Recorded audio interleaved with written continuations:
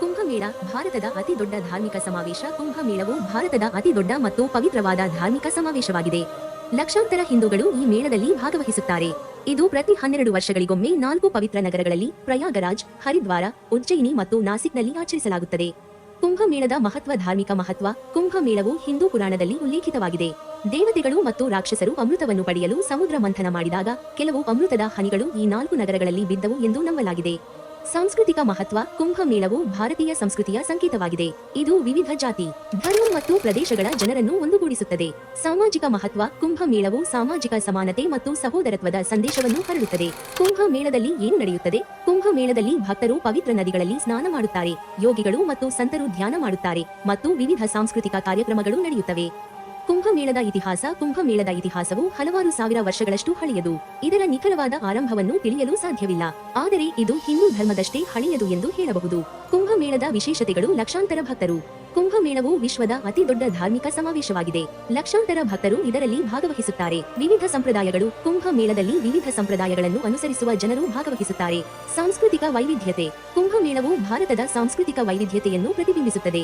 ಕುಂಭಮೇಳದಲ್ಲಿ ಭಾಗವಹಿಸುವುದು ಹೇಗೆ? ಕುಂಭಮೇಳದಲ್ಲಿ ಭಾಗವಹಿಸಲು ಯಾವುದೇ ನಿರ್ದಿಷ್ಟ ನಿಯಮಗಳಿಲ್ಲ, ಆದರೆ ಭಕ್ತರು ಪವಿತ್ರ ನದಿಗಳಲ್ಲಿ ಸ್ನಾನ ಮಾಡುವ ಮೊದಲು ಶುದ್ಧವಾಗಿರಬೇಕು. ಕುಂಭಮೇಳದಲ್ಲಿ ನಡೆಯುವ ಆಚರಣೆಗಳು. ತಿನ್ನುವ ಆಹಾರ ಮತ್ತು ಭೇಟಿಗೆ ಉತ್ತಮ ಸಮಯ. ಕುಂಭಮೇಳದಲ್ಲಿ ನಡೆಯುವ ಆಚರಣೆಗಳು. ಕುಂಭಮೇಳವು ಧಾರ್ಮಿಕ ಮತ್ತು ಸಾಂಸ್ಕೃತಿಕ ಆಚರಣೆಗಳ ಕೇಂದ್ರಬಿಂದುವಾಗಿದೆ. ಈ ಮೇಳದಲ್ಲಿ ನಡೆಯುವ ಕೆಲವು ಪ್ರಮುಖ ಆಚರಣೆಗಳು. ಪವಿತ್ರ ಸ್ನಾನ. ಕುಂಭಮೇಳದ ಪ್ರಮುಖ ಆಕರ್ಷಣೆ ಪವಿತ್ರ ನದಿಯಲ್ಲಿ ಸ್ನಾನ ಮಾಡುವುದು.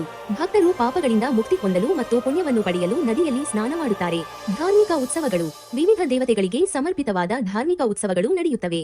ಭಕ್ತರು ದೇವರ ದರ್ಶನ ಪಡೆಯುತ್ತಾರೆ ಮತ್ತು ಪ್ರಾರ್ಥನೆ ಸಲ್ಲಿಸುತ್ತಾರೆ. ಸಾಧು ಸಂತರ ಸಮಾಗಮ. ವಿವಿಧ ಸಾಧು ಸಂತರು, ನಾಗ ಸಾಧುಗಳು, ಅಘೋರಿಗಳು ಮುಂತಾದವರು ಕುಂಭಮೇಳಕ್ಕೆ ಆಗಮಿಸುತ್ತಾರೆ. ಅವರನ್ನು ದರ್ಶನ ಮಾಡುವುದು ಭಕ್ತರಿಗೆ ಅದೃಷ್ಟವೆಂದು ಪರಿಗಣಿಸಲಾಗುತ್ತದೆ. ಸಾಂಸ್ಕೃತಿಕ ಕಾರ್ಯಕ್ರಮಗಳು. ಸಂಗೀತ, ನೃತ್ಯ, ನಾಟಕ ಮುಂತಾದ ಸಾಂಸ್ಕೃತಿಕ ಕಾರ್ಯಕ್ರಮಗಳು ನಡೆಯುತ್ತವೆ. ಧಾರ್ಮಿಕ ಚರ್ಚೆಗಳು. ಧರ್ಮ ಮತ್ತು ಆಧ್ಯಾತ್ಮಿಕತೆಗೆ ಸಂಬಂಧಿಸಿದ ವಿಷಯಗಳ ಕುರಿತು ಚರ್ಚೆಗಳು ನಡೆಯುತ್ತವೆ.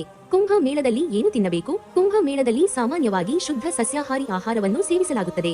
ಇದರಲ್ಲಿ ಪೂರಿ, ಬೇಸನ್, ಕಡ್ಲೆಬೇಳೆ, ಹಣ್ಣುಗಳು ಮತ್ತು ಹಾಲು ಉತ್ಪನ್ನಗಳು ಸೇರಿವೆ. ಹಲವು ಸ್ಥಳಗಳಲ್ಲಿ ದಾಸೋಹವನ್ನು ಆಯೋಜಿಸಲಾಗುತ್ತದೆ. ಕುಂಭಮೇಳಕ್ಕೆ ಹೋಗಲು ಉತ್ತಮ ಸಮಯ. ಕುಂಭಮೇಳವು ಪ್ರತಿ 12 ವರ್ಷಗಳಿಗೊಮ್ಮೆ ನಡೆಯುತ್ತದೆ. ಈ ಮೇಳದಲ್ಲಿ ವಿಶೇಷವಾದ ಪವಿತ್ರ ದಿನಗಳಿರುತ್ತವೆ. ಈ ದಿನಗಳಲ್ಲಿ ಸ್ನಾನ ಮಾಡುವುದು ಅತ್ಯಂತ ಪುಣ್ಯಕರ ಎಂದು ನಂಬಲಾಗಿದೆ.